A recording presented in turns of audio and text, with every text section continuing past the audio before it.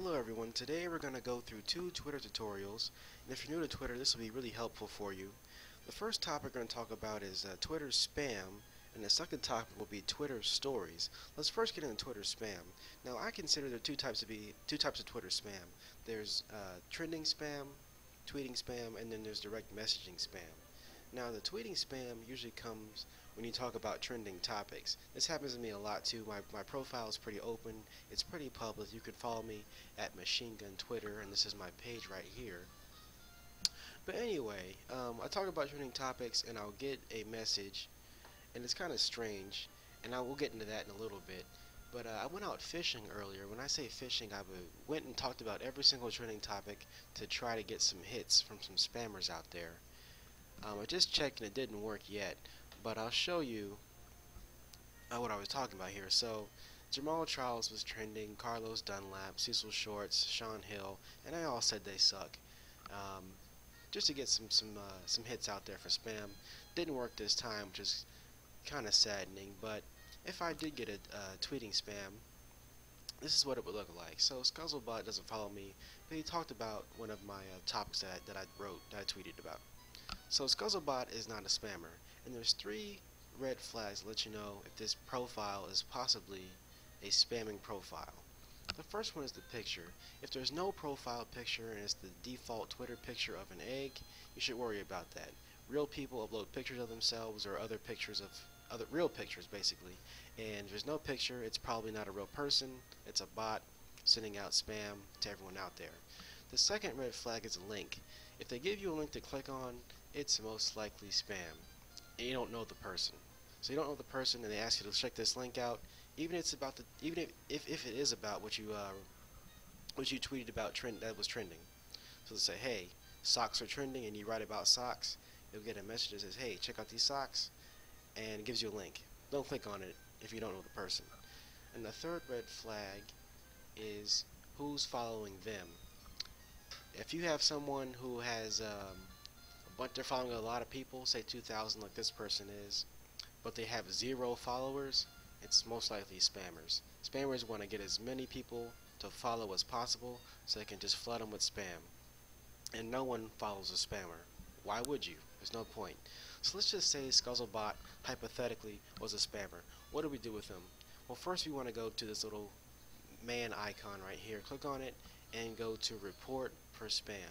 You can block them too, but if they're spammers, just report them to spam and get them off your page. And that usually takes care of the problem for me. Report them and block them, and that's the end of it, really. And the second part of Twitter spam is your direct messaging spam, and that's the wrong page right there. But you want to go over here to the little gear, direct messages, and as you can see, I have two spams from two people that I know. Victoria Little that I know, Carlos Smith. I both know these people. They actually graduated last year. So they send me two messages, and the first one says, see who was stalking your Twitter, and of course, red flag, to give me a link. Now the first clue is, why is she sending me this message about stalking your Twitter? It's not personal to me at all, and I don't know why I would care about this, and why would she send it to me. So, 100% sure that's spam. Carlos Smith, hello, this user is saying terrible rumors about you, and of course we have another link. Give me a link, and of course you give me another message. That's not personal to me at all. And of course, why would I care about these terrible rumors? If they're so terrible, you would tell me what they say, wouldn't you, Carlos? So, they're not real.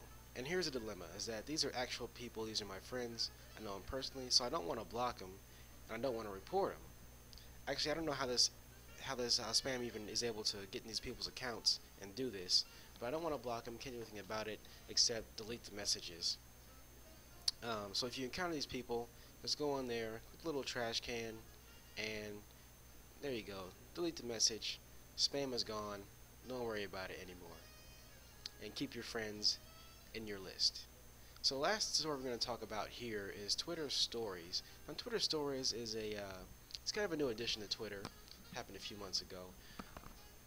But there's two types of Twitter Stories. There's the promotional page, the promotional thing that Twitter is doing to get people to talk about their Twitter Stories. It's basically just people giving personal tweets about how Twitter has changed their life for the better. And that's one part of Twitter Stories.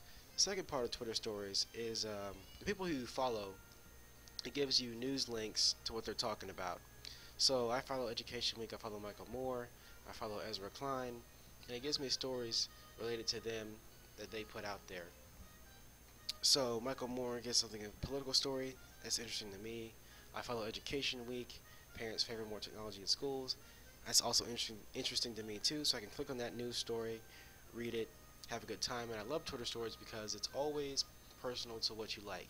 So there's not a lot of junk in here, not too much of it.